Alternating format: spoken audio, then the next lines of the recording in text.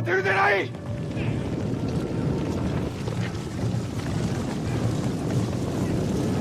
離せ離せ離せ。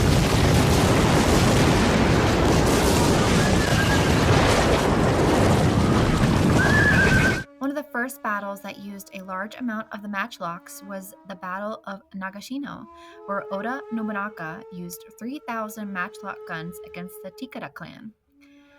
When Tokugawa Ieyasu became shogun, he implemented gun control in 1607. The peace of the Edo period stunted the growth of guns until nearing the end of the Tokugawa rule.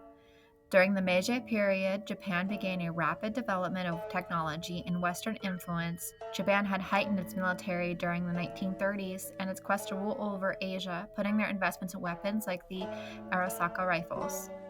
Today, Japanese gun control laws are strict. Only certain people who pass a series of tests outside the police and military can own one legally.